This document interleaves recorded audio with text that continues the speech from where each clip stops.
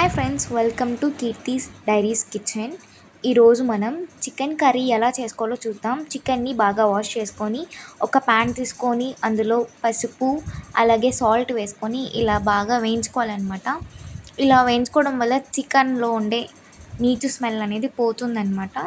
ఇలా చికెన్ని బాగా వేయించుకున్న తర్వాత ఇందులోకి మనం వాటర్ అనేది యాడ్ చేసుకోవాలి. చికెన్ని బాగా ఉడకబెట్టుకోవాలి. మనం ప్రెషర్ కుక్కర్లో చేయట్లేదు, నార్మల్ కడాయిలో చేస్తున్నాం కాబట్టి ఇలా చేసుకోవాలన్నమాట.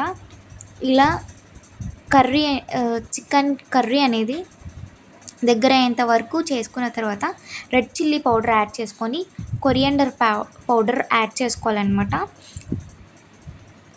తర్వాత సాల్ట్ అనేది అడ్జస్ట్ చేసుకోండి.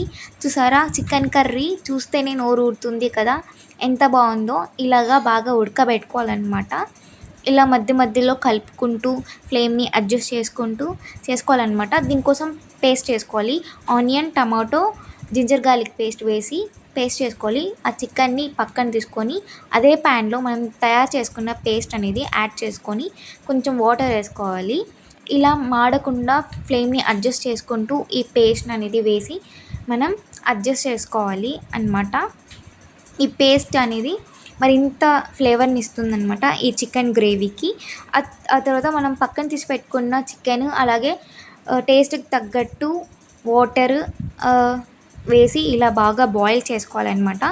లాస్ట్లో కొరియాండర్ యాడ్ చేస్తే మన టేస్టీ చికెన్ గ్రేవీ అనేది రెడీ అయిపోతుంది. ఇలా 5 minutes ఒక హై ఫ్లేమ్లో పెట్టి మనం ఉడకబెట్టుకుంటే మన టేస్టీ చికెన్ కర్రీ అనేది రెడీ.